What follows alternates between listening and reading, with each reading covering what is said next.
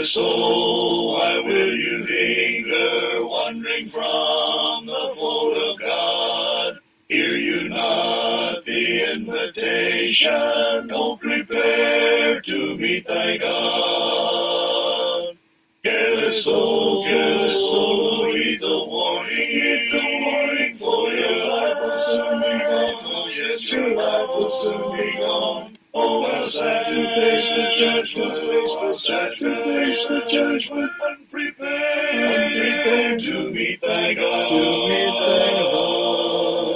Why so thoughtless are you standing, while the fleeting years go by, and your life is spent in folly? Oh, prepare to meet thy God.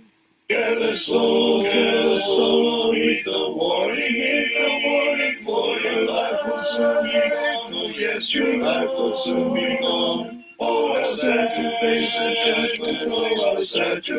the judgment, unprepared to meet thy God. Hear you not the earnest pleadings of your friends to wish thee well? And perhaps before tomorrow you'll be called to meet thy God. Careless soul, heed the warning, for your life will soon be gone. Oh yes, your life will soon be gone. Oh, how sad to face the judgment, unprepared to meet thy God. If you spurn the invitation till the Spirit shall depart, then you'll see your sad condition, unprepared to meet thy God. Careless soul, heed the warning, for your life will soon be gone. Oh yes, your life will soon be gone. Oh, how sad to face the judgment, unprepared to meet thy God.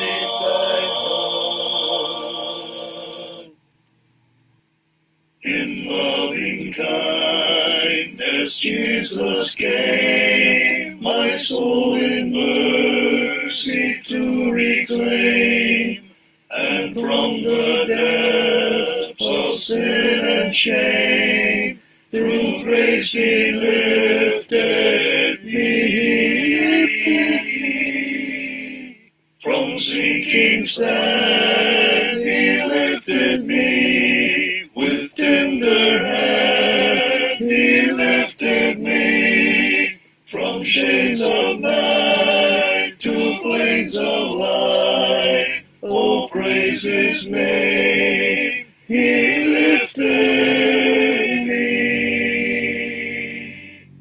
He called me long before I heard, before my sinful heart was stirred.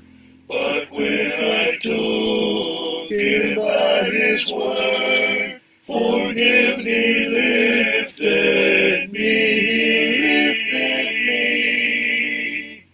From sinking sand he lifted me, with tender hand he lifted me, from shades of night to plains of light. Oh, praise his name, he lifted me. His brow was pierced with many a thorn, his hands like cruel nails were torn. When from my guilt and grief forlorn, in love he lifted me. From sinking sand he lifted me, with tender hand he lifted me, from shades of night to plains of light. Oh, praise his name, he lifted me.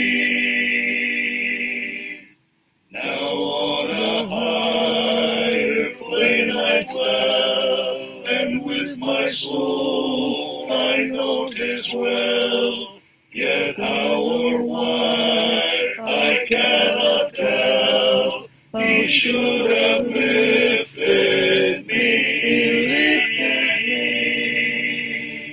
from sinking sand. He lifted me with tender hand. He lifted me from shades of night to flames of light. Oh, praise His name. He lifted me. Wonderful is my Redeemer, wonderful is He, saving me from sin and sorrow, washed at Calvary. Wonderful, the Prince of Glory, mighty God is He. Wonderful is my Redeemer, wonderful to me.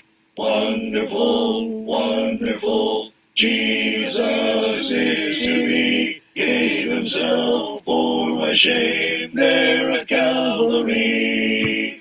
Marvelous, saving grace, sets my spirit free. Wonderful is my Redeemer, wonderful is He. He gave Himself to die a ransom there on yonder tree. His saving grace my soul to save, could it ever be? Salvation's plan for every man, He purchased pardon free. Wonderful is my Redeemer, wonderful to me.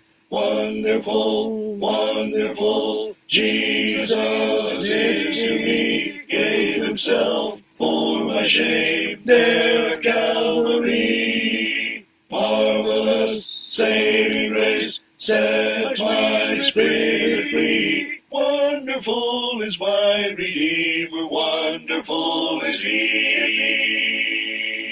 Redeeming love sent from above, He died for you and me. Go tell the message of His love, salvation now is free. No longer wait, the fields are white, the call or distant sea.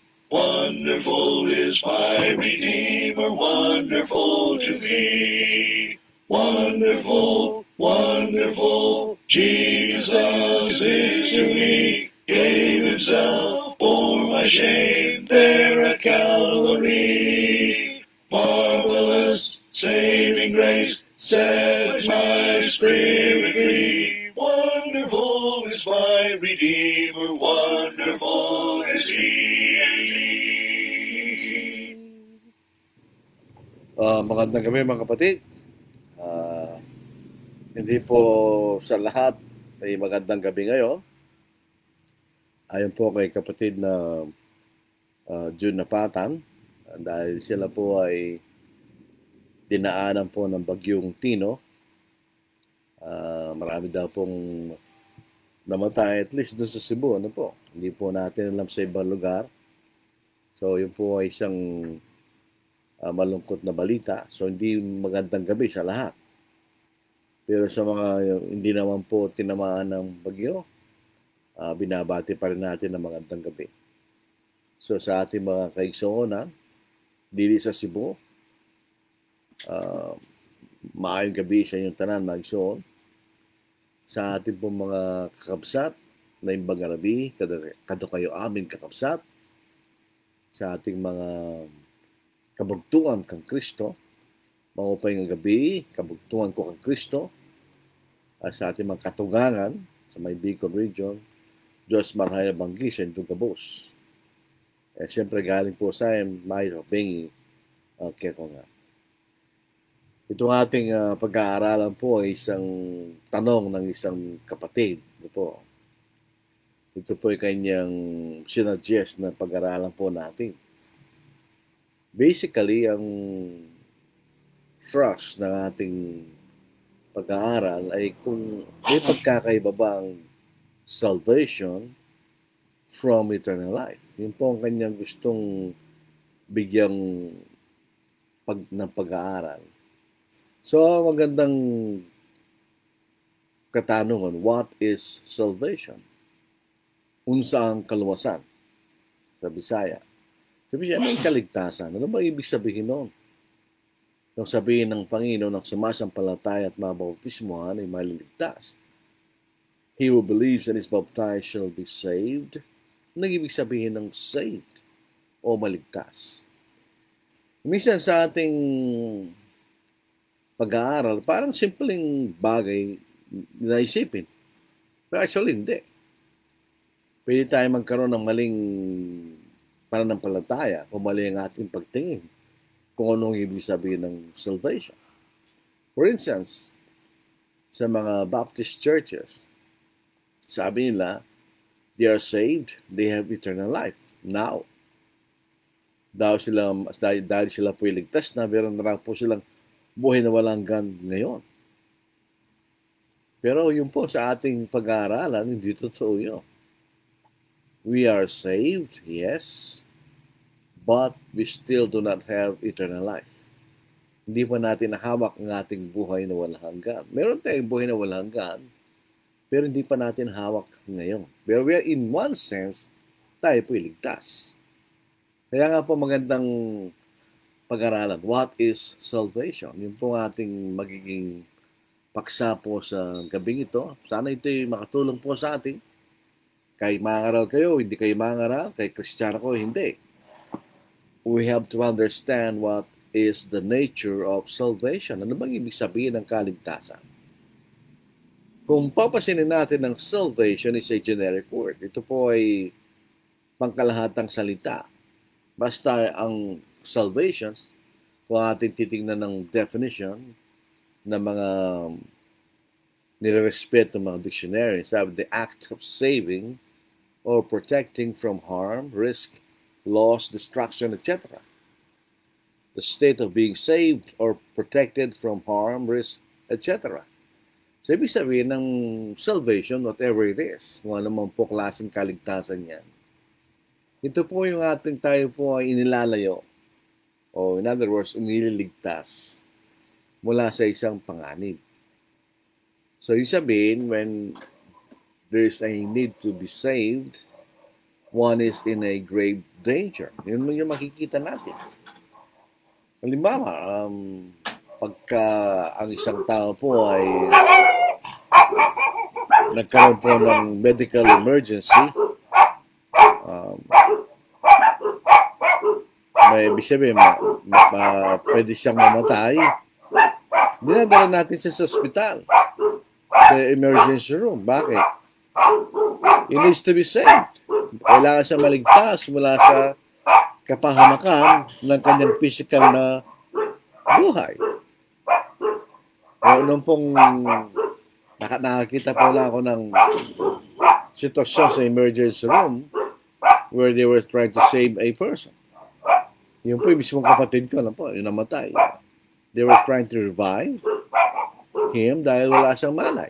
And eventually, they were not successful. Namatay na siya. So, pagka tayo po nililigtas, tayo po ay nasa panganib. That's the essence or implication ng salvation.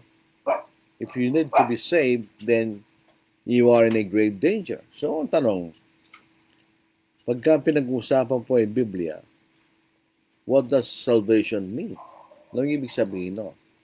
Saan tayo nililigtas? Kasi maraming mga versikulo na nagsasabi, kailangan tayong maligtas. There are several verses in the scriptures that say we need to be saved. For instance, this is 1 Timothy chapter 2, verse 3 hanggang verse 4.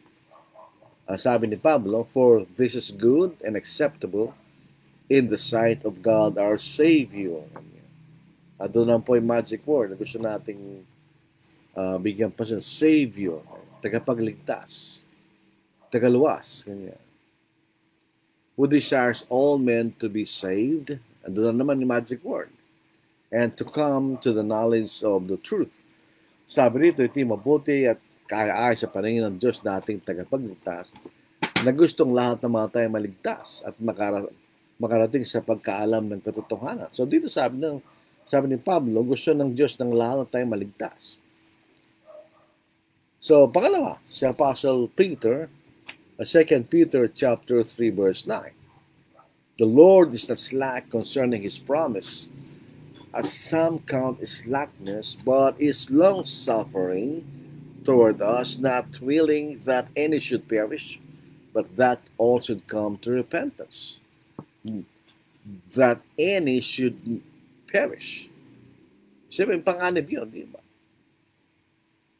Sa Titus chapter 2 verse 10, si Apostle Paul muli, not pilfering, but showing all fidelity, that they may adorn the doctrine of God, our Savior in all things.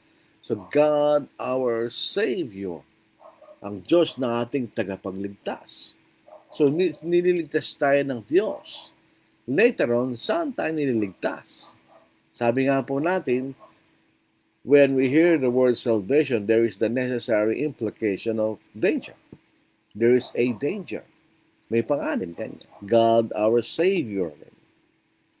So Titus 2:13 is a very interesting verse that proves that Jesus is God. Kasi pagkabasahin mo natin, looking for the blessed hope and glorious appearing of our great God and Savior, Jesus Christ. Sabi ng iba, dalawa raw ito. Yung una, ang Diyos. At pangalawa, si Kristo. Hindi po sila they do not understand the grammar. Ang subject dito ay si Jesus Christ. But who is Jesus Christ? Is our great God and Savior. So itong great God, ito po ay great God and Savior. Ito po yung nagdi-describe sa ating Panginoon kung sino siya. Is our great God and Savior. Kung pupunta tayo sa logic, yung major premise, God is our Savior. Ang minor premise, Jesus Christ is our Savior. So maging conclusion, Jesus Christ is God. So yung pong talatang yun na nagpapakilala sa atin na si Kristo po ay Diyos. Meron po may ewan ko ano po ito. Tumatali mga aso. Ito po, Hebrews chapter 5 verse 8 and 9. Though he was a son, yet he learned obedience by the things which he suffered. Ito yung tumutungo sa ating Panginoon. And having been perfected, he became the author of eternal salvation to all who obey him. Yun din makikita natin yung salitang salvation. Eternal salvation. Walang kang kaligtasan sa lahat ng mga sumusunod sa Kanya. So, dito po sa talatang ito, sana po, may sinutugtunan tayo ngayon nila. Makikita po natin na may sinasabi tungkol sa kailangan tayong maligtas. So, ibig sabihin, sinasabi ng mga talatang ito, we need to be saved. So, ang tanong, question, saan tayo niligtas? If you need to be saved, from what danger? Anong panganib? Kung halimbawa, nung nagkaroon ng pandemic, nagkaroon tayo ng face mask para maligtas tayo sa virus. There was the danger of the virus, di ba? So, when God desires us to be saved, it necessarily implies we are in a dangerous situation. Tayo po'y nasa mapanganib na sitwasyon kung makikita natin. So, ano yung danger? It is the danger of sin. Ito yung panganib ng kasalanan. The danger of sin. Yan ang gusto po nating malaman. Ano bang ibig sabihin ng kasalanan? What is sin? Bakit tayo nililigtas ng Diyos mula sa kasalanan? Ang kasalanan Ang ibig sabihin, the transgression of God's law. So, kung gusto tayong maligtas ng Diyos, what is the specific danger? It is the danger of sin. Ito yung panganib ng kasalanan. Sa Biblia, nasusulat sa Romans chapter 3 verse 23, all have sinned and fall short of the glory of God. Lahat ay nagkasala nga at di nakaabot sa kalalatian ng Diyos. Dito po sa King James Version, at ito yung pinakamagandang salin sa talatang ito. Sa 1 John chapter 3 verse 4, whosoever committeth sin transgresseth also the law. For sin is the transgression of the law. Pag tayo lumalabag sa kautusan ng Diyos, kaya alam natin o hindi ang kautusan. Sa larangan po ng krimen, kung ikaw po ay gawa ng krimen at hindi mo alam yung kautusan, you're still guilty. Dahil meron kautusan. Kung meron kautusan, kaya alam mo hindi, at ikaw yung lumabag ka, kaya nagkasala. Hindi mo pwedeng kaming excuse that I do not know the law. So dito sinasabi, whosoever committeth sin, transgresseth also the law. For sin is the transgression of the law. So when we transgress, we commit sin. Pero mayroon pangalawang uri ng kasalanan. There's a second type of sin. When we fail to do what is good or what is right, that is sin. Maraming tao sinasabi nila, wala naman akong ginagawang masama. For the sake of argument, wala siyang ginagawang masama. He's not committing any transgression of God's law. He still is sinning. Bakit? He is not doing something that he needs to do. He fails to do something that is good. Nagkasala pa rin siya, di ba? So failure to do what is good or what is right is also sin. So dalawang klase ito, the sin of commission, meron kang ginawang paglabag, or the sin of omission, meron kang bagay na hindi nagawa. So James chapter 4 verse 17, therefore to him who knows to do good and does not do it, to him it is sin. Sa isang tao na nakakaalam ng paggawa ng mabuti, dito ginawa, ito'y kasalanan kanya.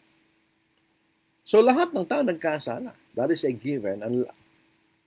Maliban lang sa mga tao walang sapat na kaisipan, o yung mga hindi normal ng kaisipan, when they were born, yun po ay exempted po yun. Walang kasalanan yun.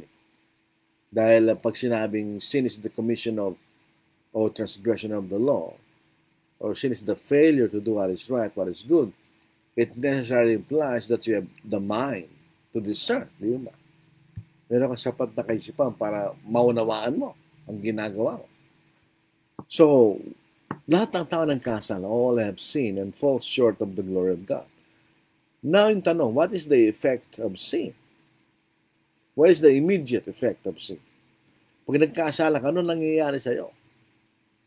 Maraming, wala kang nararamdaman, pero mayroong nangyayari sa'yo pag nagkasala ka. You are separated from God.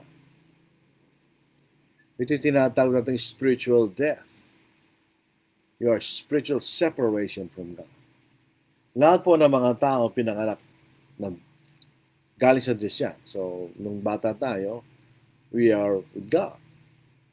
Pero pag nagkasala tayo, when we sin, we are separated from God. The relationship is broken. Nawawala ang ating relasyon sa Diyos. Dito sa kasaysayan pa ng Israel, dumating ang punto na hindi na sila niligtas ng Diyos. Hindi na sila niligtas ng Diyos. Kahit tumatawag sila sa Diyos, hindi na sila niligtas ng Diyos. Bakit? Sa Isaiah chapter 59, verse 1, verse 2, behold, the Lord's hand is not shortened that it cannot save. Ang Diyos ay makapangyarihan, di ba? Nor his ear heavy that it cannot hear. But your iniquities have separated you from your God, and your sins have hidden His face from you so that He will not hear. Pag sabihin, pagka nagkasala tayo sa Diyos, nawawala ng relasyon natin sa Kanya. Kaya hindi na tayo pakikinggan. hindi na rin niya tayo tutulungan. Kasi we are now separated from God. Our relationship is severed. Naputol ang ating relasyon sa Diyos. The example ni Adam and Eve, when Adam and Eve sinned, God cut off all blessings from them. Pinutol ng Diyos ang lahat ng biyaya sa kanila. Previous to their sinning, maganda yung buhay nila. They do not have to work to live. Sabi, hindi sila kailangan maghanap buhay. Lahat ng pagkain nandun sa halamanan. Nung sila nahiwalay, nawala lahat yun. They became responsible for their own lives. So, nung nagkasala sila sa Diyos, ang sinasabi na, hindi ka namin kailangan, kaya namin kanila. That is practically their message nung nagkasala sila. Pinarusahan sila ng Diyos. Pansinin niyo. In Genesis chapter 3 verse 17, then to Adam he said, because you have heeded the voice of your wife, and have eaten from the tree of which I have commanded you, saying, you shall not eat of it. Cursed is the ground for your sake. In toil you shall eat of it all the days of your life. Both thorns and thistles it shall bring forth for you, and you shall eat the herb of the field. In the sweat of your face you shall eat bread till you return to the ground.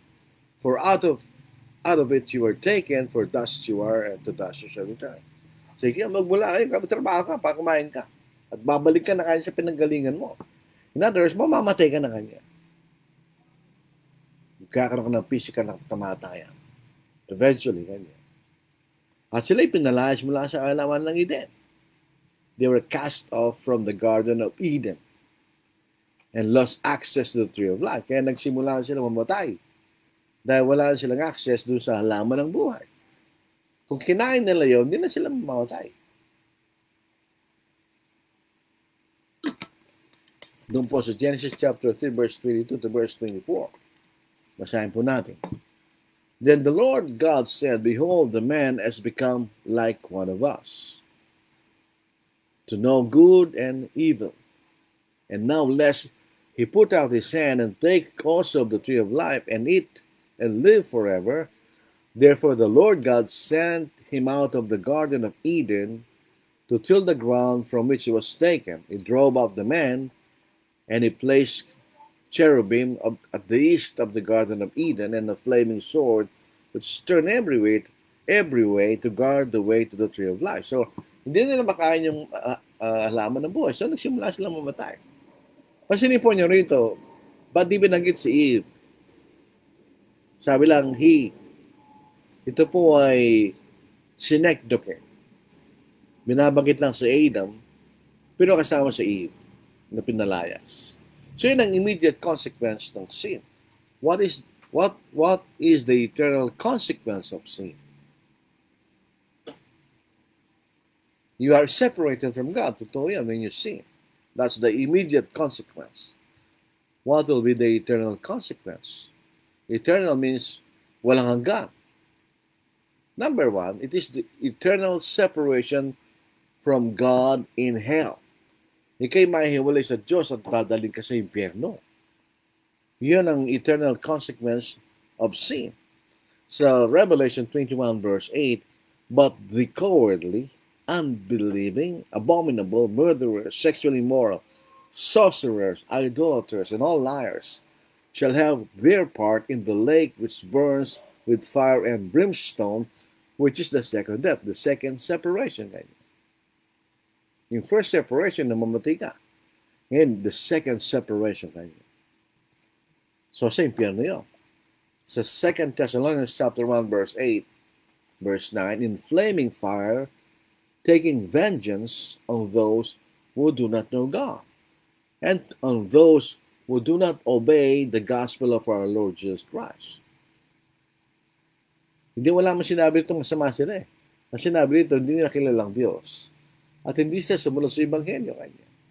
They shall be punished with everlasting destruction from the presence of the Lord and from the glory of His power. Sila po'y mahihiwalay mula sa presensya ng Diyos kanya. Dahil hindi sila sumunod sa Ebanghelyo. Dahil hindi nila kilalang Diyos. Bakit nila kilalang Diyos? Di sila nagbabasa ng Biblia. Hindi nila kilalang Diyos. Ano klaseng lugar niyo? Mark chapter 9 verse 43. Actually, paulit-ulit lang ito eh. If your hand causes you to sin, cut it off. It is better for you to enter into life maimed rather than having two hands to go to hell, into the fire that shall never be quenched, where the worm does not die and the fire is not quenched. Ito, yung apoy hindi namawala. Tapos yung worm, yung uod, hindi rin namamatay kanya. Imagine yung gano'ng sakit yan, di ba? And this is the danger if you die in your sins. Pag namatay ka na hindi ka pinatakot ng Diyos, that is the danger. You'll be eternally separated in hell. So John chapter 8 verse 24, therefore I said to you, you will die in your sins. For if you do not believe that I am He, you will die in your sins. So ikaw magkakaroon ng eternal separation from God. These are the two effects of sin. The immediate separation from God and the eternal punishment in hell. So, having understood that, so meron tayong idea, ano ba ibig sabihin ng kaligtasan? There's the present salvation and there's the future salvation. Yung present salvation, makita natin. Nang namatay ang Panginoon sa krus, is to save us from these effects of sin, para maligtas tayo sa consequence ng kasalanan. The number one is salvation from sin. Tayo po'y maliligtas mula sa ating mga kasalanan. In other words, patatawanin tayo sa ating mga pagkakasala. This is the present salvation. Ito yung kaligtasan natin ngayon. When God forgave us of our sin because of the blood of Jesus, we are reconciled to God. Pansinin natin, when we sin, we are separated from God. When we are forgiven through the blood of Christ, when we obey the gospel, then we are restored to the fellowship of God. We are reconciled with God. Tandaan natin, we have to remember, God cannot fellowship sin and sinners. Hindi siya pwedeng makisama sa kasalanan at makasalanan. And so to be reconciled with God, we need to be forgiven of our sins. Para tayo po'y manumbalik sa Diyos, kinakailangan tayong patawarin sa ating mga pagkakasala. Ito sabi ng Panginoon sa Matthew chapter 26 verse 28. For this is my blood of the new covenant, which is shed for many for the remission of sins. Yun po, New King James. Sapagkat itong dugo ng bagong tipan na nabubuhos para sa kapagpapatawad ng marami sa Tagalog. Doon sa American Standard Version, for this is my blood of the new covenant, which is poured out for many unto remission of sins. So ang ating Panginoon para tumulong kanyang dugo na magpapatawad ng mga kasalanan kanya. And the blood of Christ washes our sins in baptism. Pag tayo na baptismohan. Now, this is when one believes in the gospel, kung sumampalataya ang isang tao sa Ebanghelyo, and he repents of his sins, which he committed, and confesses Jesus as the Son of God, and is baptized, then our sins are washed away by the blood of Christ. So tayo po ngayon ay pinatawad sa ating mga pagkakasala and we are restored with God. Tayo po ay muling nanumbalik sa Diyos. Kanya. Sa Mark 16:16, ang sabi ng ating Panginoon mismo, he who believes and is baptized shall be saved. He who does not believe shall be condemned. So you need to believe. Nung nangaras when the Apostle Peter and the 11 apostles preached on the day of Pentecost, when those who crucified Christ asked, what shall we do? Ito yung sagot ni Pedro sa 11. Sa Acts 2:38, repent and let every one of you be baptized in the name of Jesus Christ for the remission of sins. And you shall receive the gift of the Holy Spirit. Yun ang sabi niya. So we need to repent, di ba? Tapos we need to confess that Jesus is the Son of God. Basahin natin. Sa Romans chapter 10, verse 9 to 10, that if you confess with your mouth the Lord Jesus and believe in your heart that God has raised him from the dead, you will be saved. You will be saved. For with the heart one believes unto righteousness, and with the mouth confession is made unto salvation.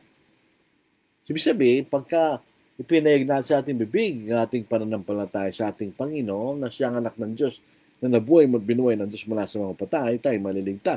And finally, when you are baptized, 1 Peter chapter 3, verse 21, with the New American Standard Bible, 1995, corresponding to that, baptism now saves you, not the removal of dirt from the flesh. Yun ang ginagamit natin ng tubig pag naliligo tayo pa, alisin ang dumi sa ating katawan, but an appeal to God for a good conscience through the resurrection of Jesus Christ. Appeal to God for a good conscience. A good conscience is a conscience freed from sin. A conscience with sin is a guilty conscience. So yun ang makikita natin. Pag nangyari yun, ang dugo ng ating Panginoon ay hugasan tayo sa ating mga kasalanan. That is why the gospel is called the gospel of reconciliation. Pag pinatawag tayo ng Diyos mula sa ating mga kasalanan sa pamamagitan ng ating Panginoon, tayo po'y nanunumbalik sa Diyos. We are previously separated when we sin, na tayo po'y nahiwalay sa Diyos na tayo nagkasala, but when we are forgiven of our sins, we are reconciled with God. It is 2 Corinthians chapter 5, verse 17. Therefore, if anyone is in Christ, he is a new creation. All things have passed away. Behold, all things have become new.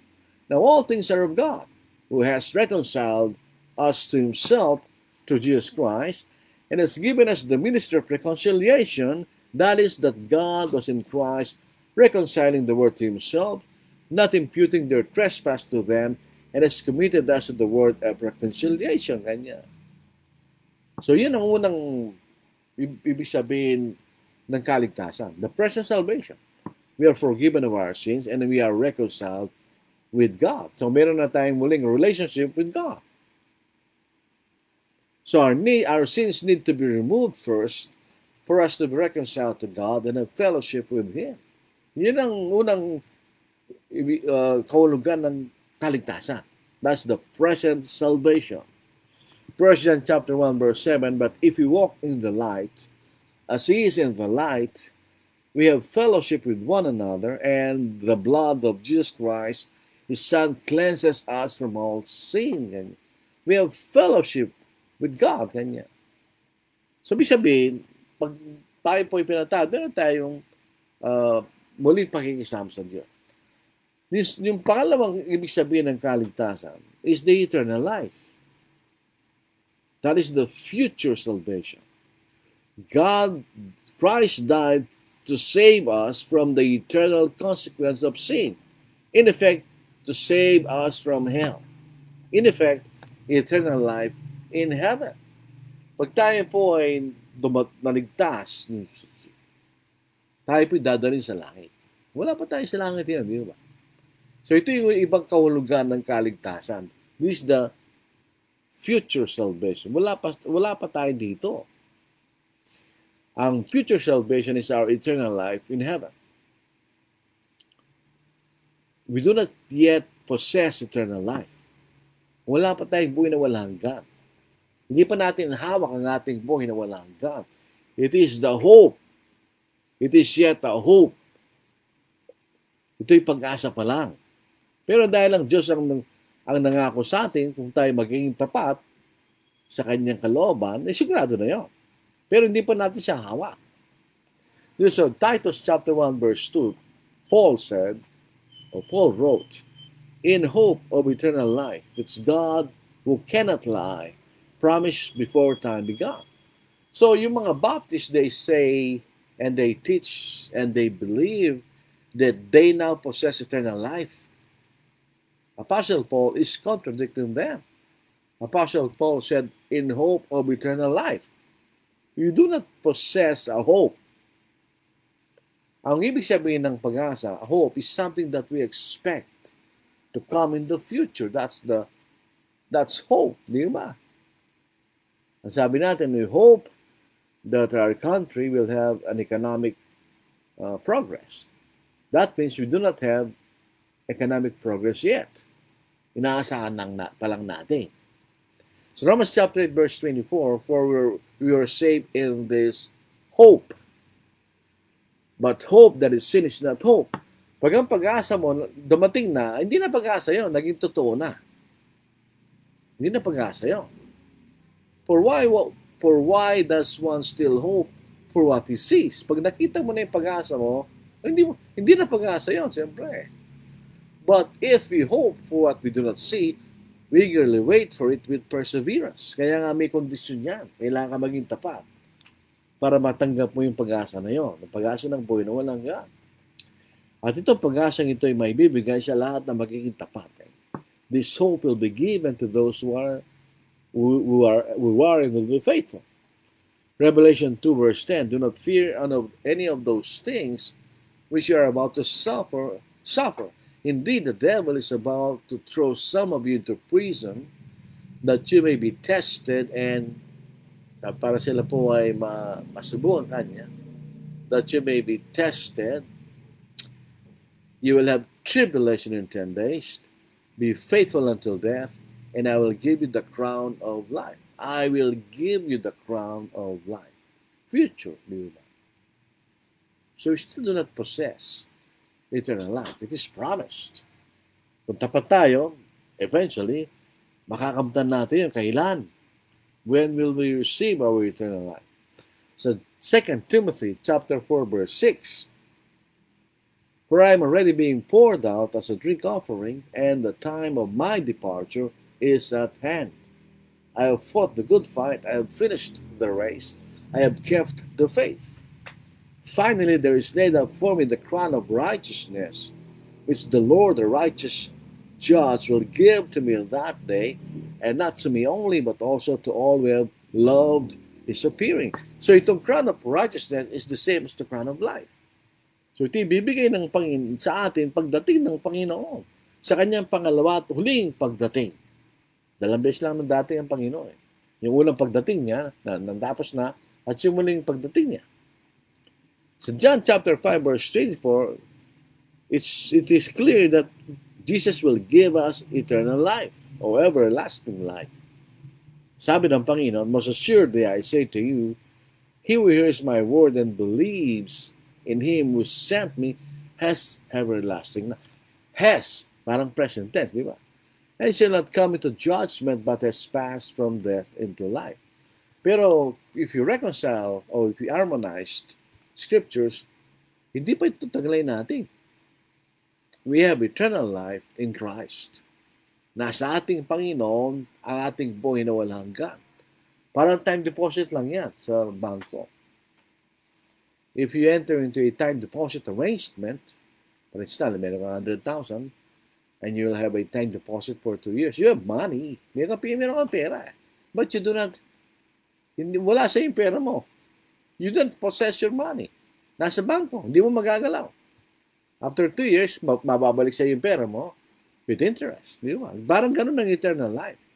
Nasa Panginoon, hawak pa rin niya yung buhay na walang hanggan natin. Pero pag tayo naging tapat, pagdating niya muli, ibibigay niya sa atin yun. Dito sa Colossians 3 verse 1 until verse 4, if then you are raised with Christ, seek those things which are above, where Christ is, sitting at the right hand of God. Set your mind on things above, not on things on the earth.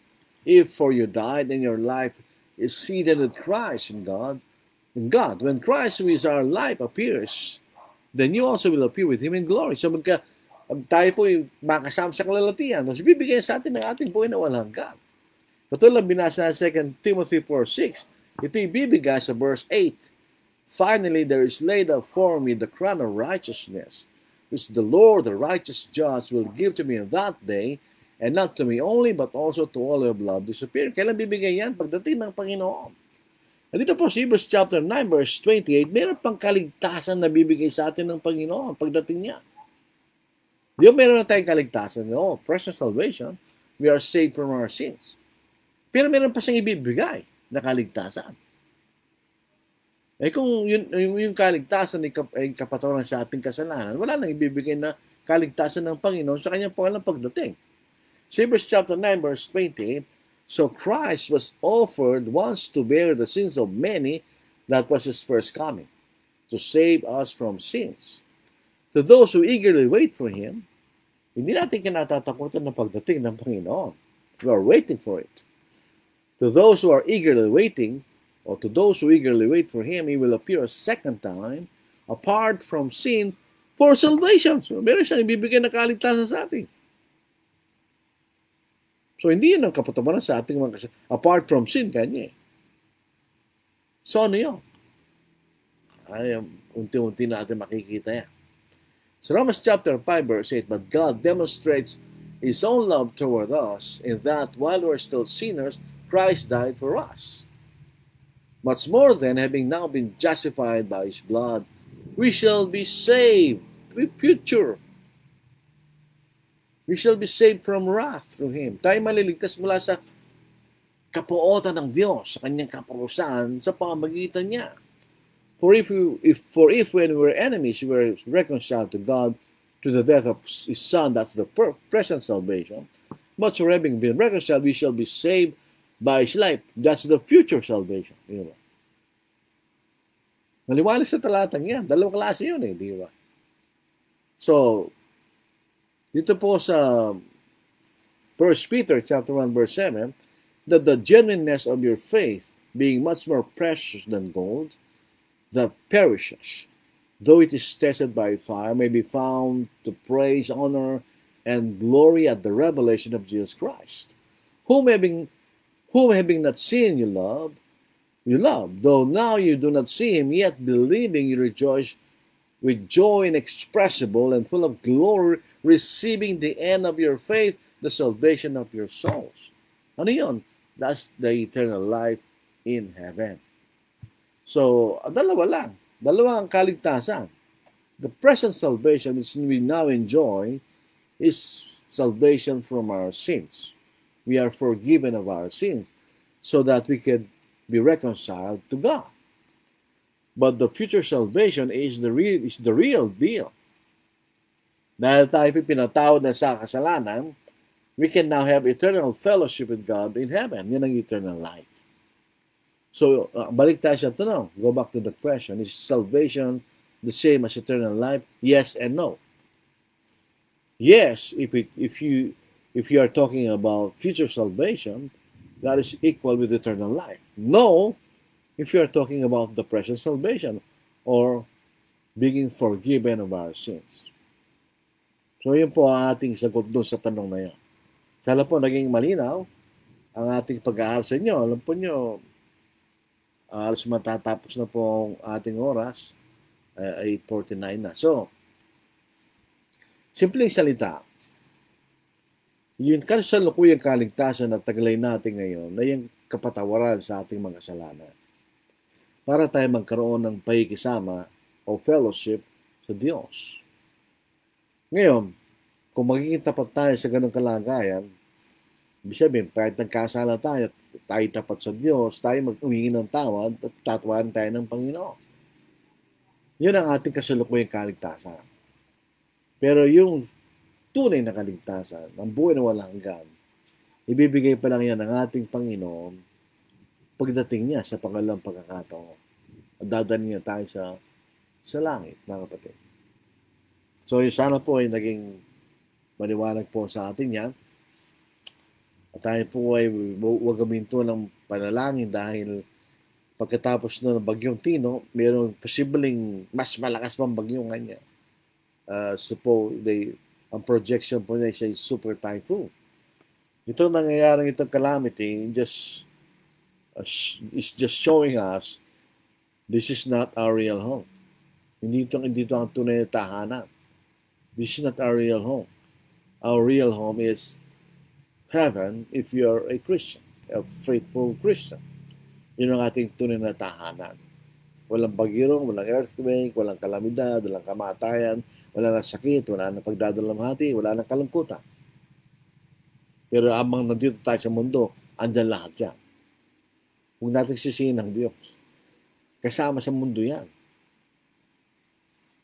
So, yan yung mga natural na bagay. Hindi pa kaparusahan ng Diyos. Kung kaparusahan ng Diyos, ba't kasama tayo sa kaparusahan? Di ba? So, maraming salamat po sa inyong pakikinig sa ating pag-aaral sa gabing ito. Meron kayong mga tanungan. Maraming tanong Parang maraming tanong. Pagbati mo na Oljan Ocampo, good evening po. Si Oljan po ay nasa Dubai. Lina Domingo, siya po ay taga Caba, La Union. Good evening everyone. John Bautista, itong ating kaibigan at kamagagawa sa kaharian na taga Cabanatuan City. Good evening.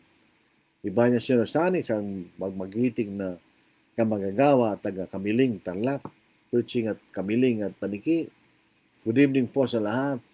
Edna Delfina Villamayor, ito po ay dating kaanib po sa Angeles Southside Church of Christ.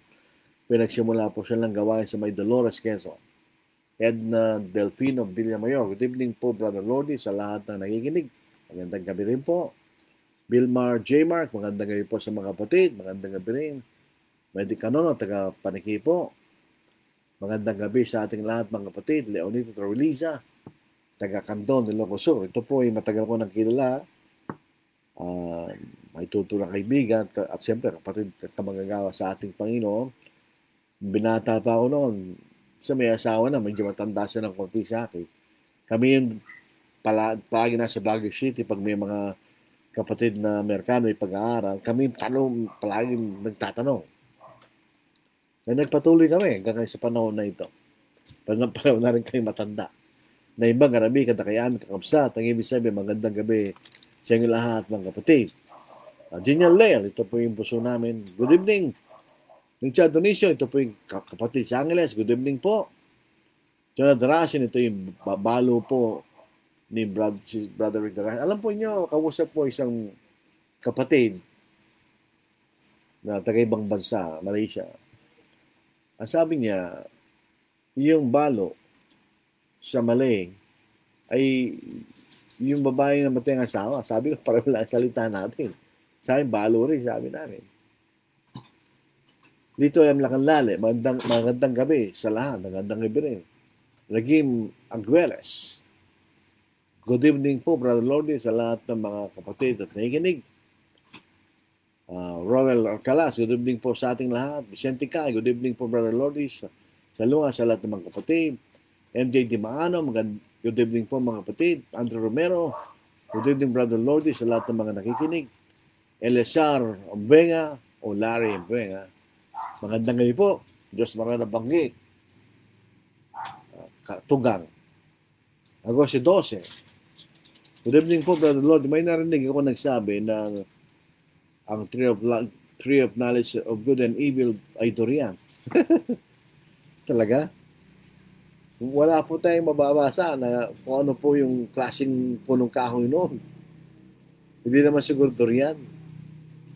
Ano lang yan, nakaaka lang po yan. Natawa ko dahil paborito kong durian eh. Mariasa Rieta Manzanillo, magandang gabi po sa lahat mga kapatid, pati sa mga listeners. Dito ay Amlacanlale, salamat po.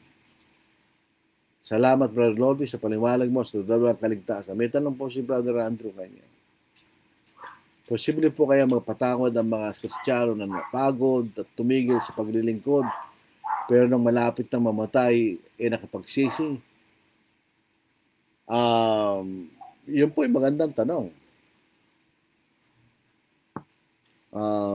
Depende.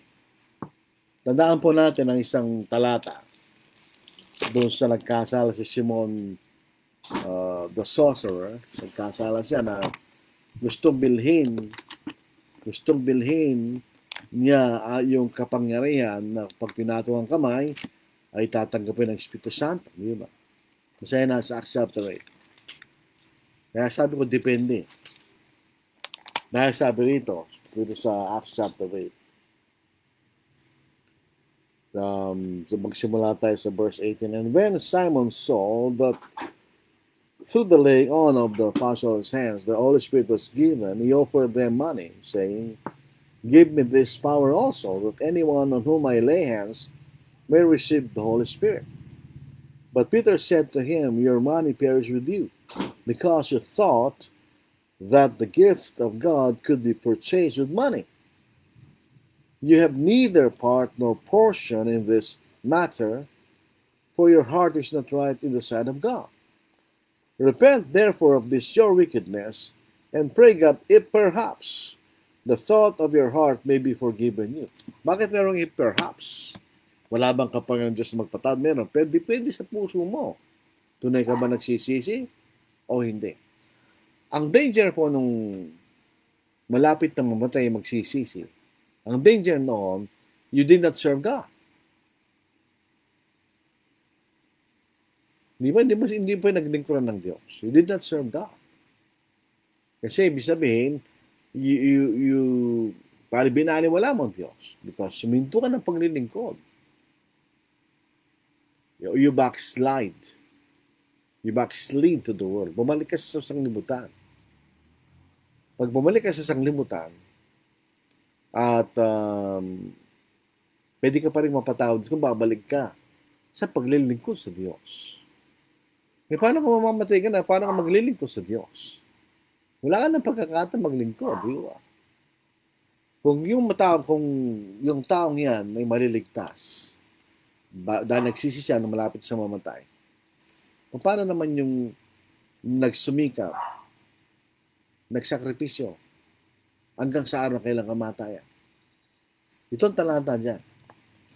Dito sa Revelation chapter 2, the fact na siya napagod at tuminto ng paglilingkod, that alone says he is no longer serving God. He is not faithful. Hindi siya tapat.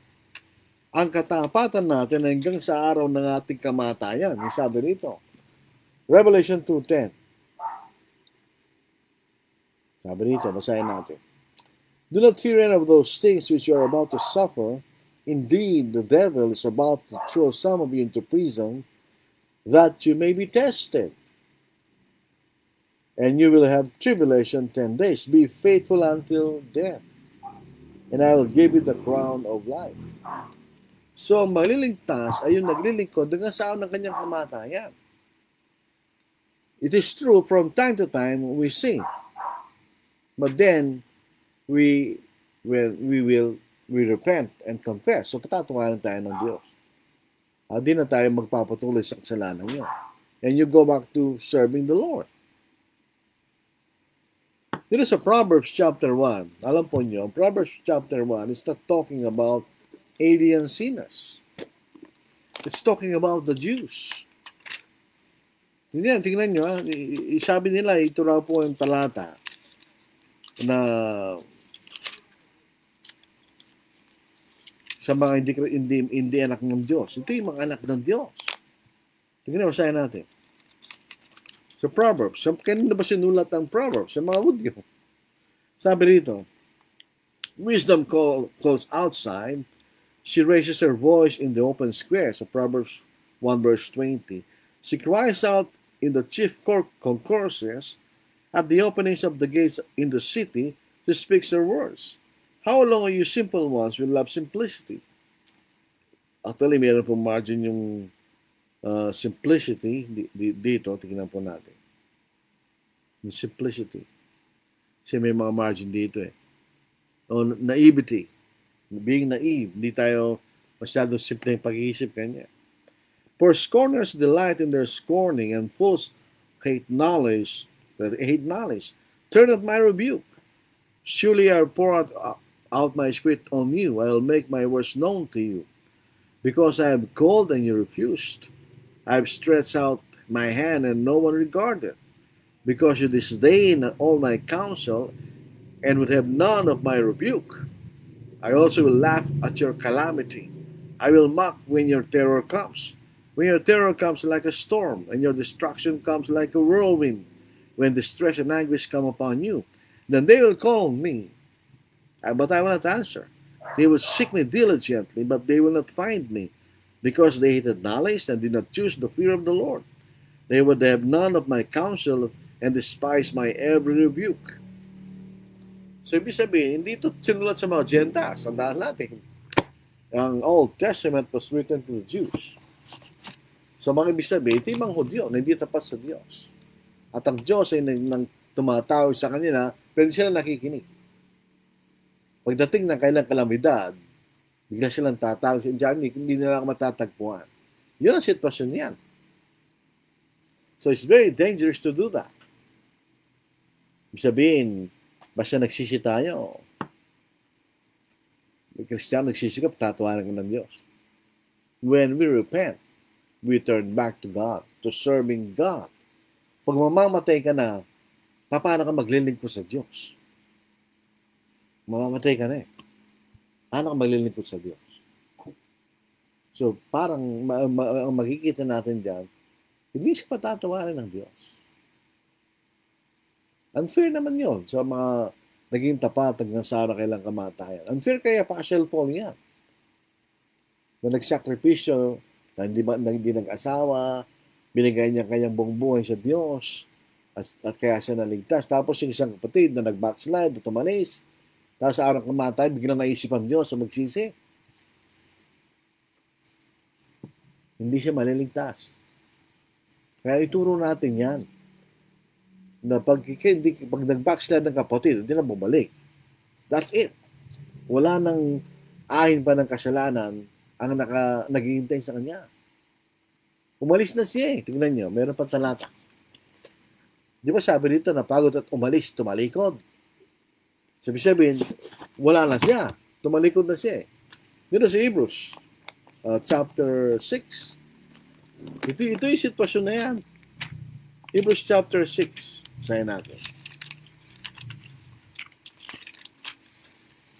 Ang dami pong talata dyan, mga kapatid. Sa Hebrews chapter 6, verse 4. Sayin natin.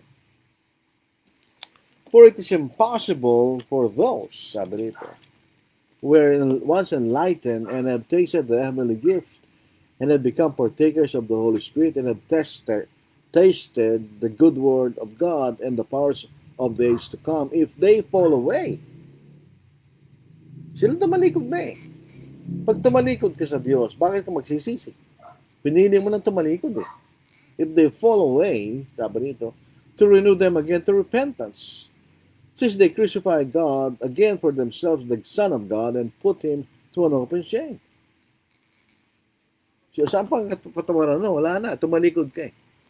You fall away. Umalis ka. Yun ang description ni Brother Andrew, di ba?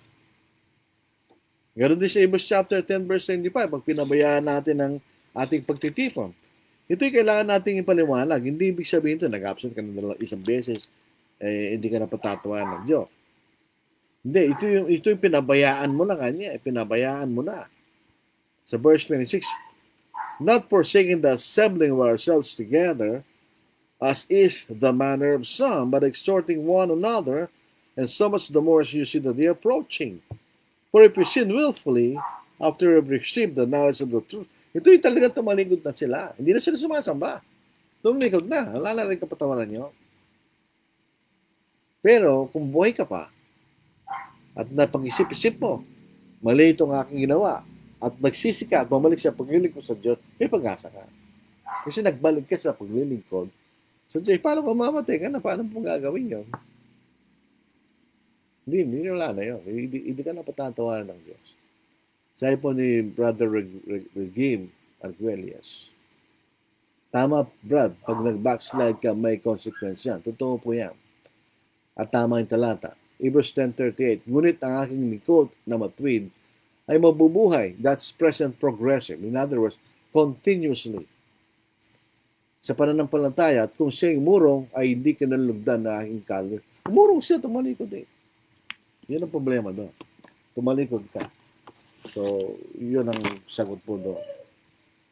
Sabi ni Brother Andrew, thank you sir, you're welcome. Kapatid, maganda po yung tanong.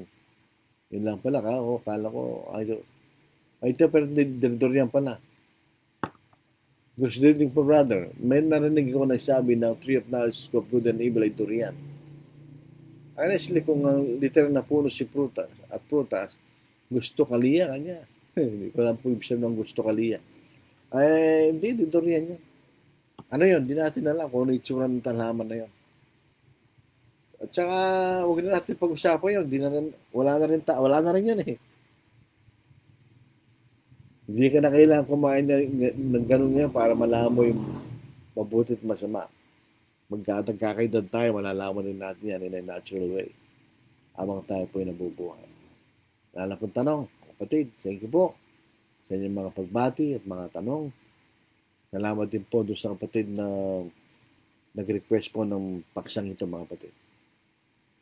And glorious thought that comes to me, I live on, yes, I live on.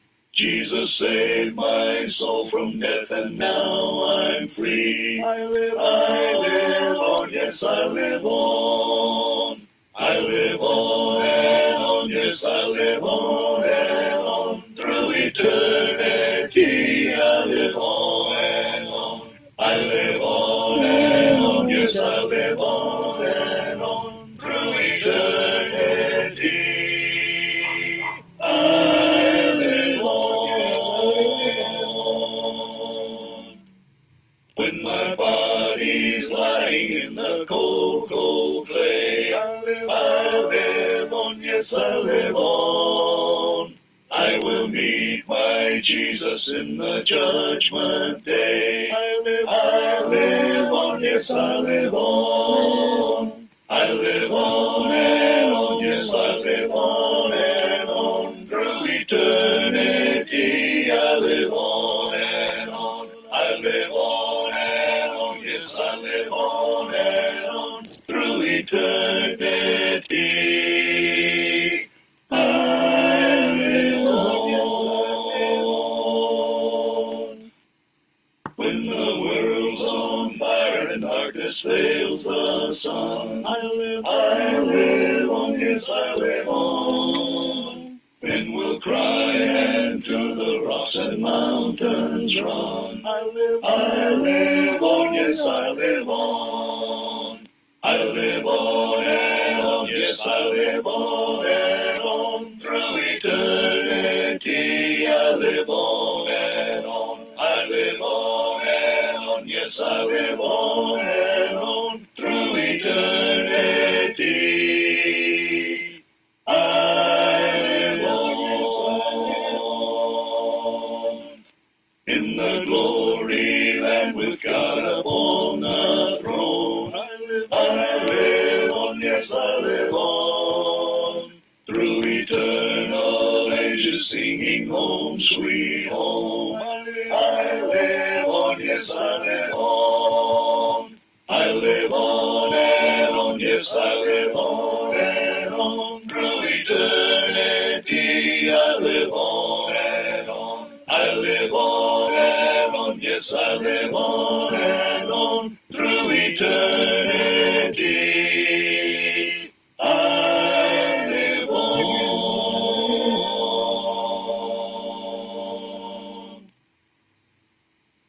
Thine is the glory, risen, conquering Son.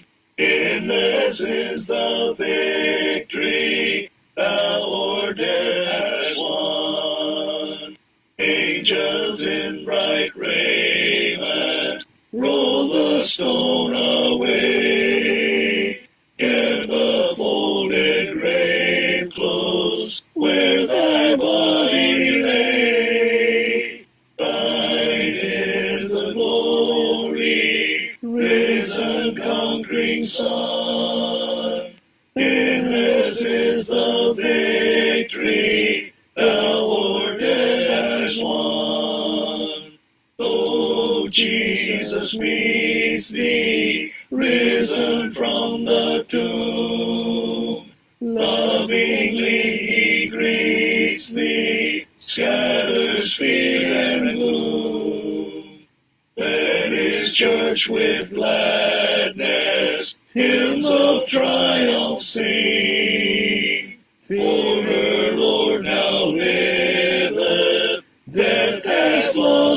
sing. Thine is the glory, risen, conquering Son. Endless is the victory thou o'er death hast won. No more we doubt thee, glorious Prince of life. Life is not without thee, aid us in our strife. Make us more than conquerors through thy deathless love. Bring us safe through Jordan to thy home above. Thine is the glory, risen, conquering Son. Endless is the victory thou o'er death hast won. I walk with the King, to heavenly land, the kingdom of life, the pathway of right, eternal his throne, forever 'twill be, to mansions on high, a crown there for me, I walk with the King, through pastures so green, by quiet waters still, to do his good will, he lighteth the way, from darkness to day, I hold to his hand, I walk with the King. I walk with the King, his child ever be, glad tidings to bring, his blessings to see, his love floods my soul, with glory divine, his riches and wealth, his treasures are mine, I walk with the King, through pastures so green, by quiet waters still, to do his good will, he lighteth the way, from darkness to day, I hold to his hand, I walk with the King, I walk with my King, though dark be the way, he is the true light, the kingdom of day, someday on yon shore, I'll hear his voice say, come home, you're my child, 'tis evening past day, I walk with the King, through pastures so green, by quiet waters still, to do his good will, he lighteth the way, from darkness to day, I look to his hand, I walk with the King.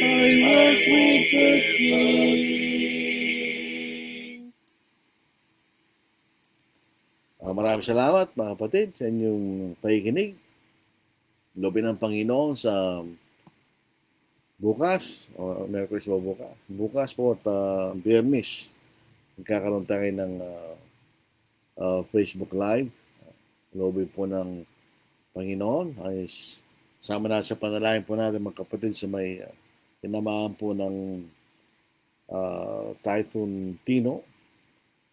Ipanalangin din po natin yung dadatnan pa, yung isang parating na bagong bagyo sa weekend dating dapat, hindi ko ang projection nila pupunta ng Northern Luzon. Hindi pa rin action natin alam. Ano po, matagal pa masyado. So tayo po yung manalangin. Amang banal, kayo po ay muling nagagalak at nagpapasalamat sa inyo sa mga pagkakataon na ito na binigay niyo sa amin para aming pag-aralan at lalo pang tignan at unawain ang iyong kalooban sa mas malalim na paraan at lalo pang tumatag ang aming pagkaunawa sa inyong kalooban ng Diyos. Naway magkaroon kami ng kasipagan ng pag-aaral ng salitang Diyos. Pagsumikap po kami ng Diyos para lalo kayo maging mabuting ministro at lingkod ninyo. Dinadalayan po namin na ang mga kapatid na nagkaroon po ng suliranin dahil sa nakarang bagyo o silukuyang bagyo. Tulungan po yung sila Diyos sa kanilang mga magpangangailangan. At protection din po nyo kami sa mga darating na mga kalamidad, sa mga dating na araw. Bigyan nyo kami ng karunungan para makapaganda. At tutawaran po niyo kami sa mga pagkakasala na aming nagagawa. At pinakahuli po ay yung mga kapatid na may karamdaman. Sana tulungan niyo sila at ang aming namumuno sa aming bansa, na sa aming namumuno sila may karunungan para mapanatili ang kapayapaan kay isa. At ang lahat ng mga ito aming hiningi, nagilang pa si Kristo, na aming Panginoon at Tagapagligtas. Amen. Salamat po sa inyong pagkikinig. Tayo po mag-ingat. God bless.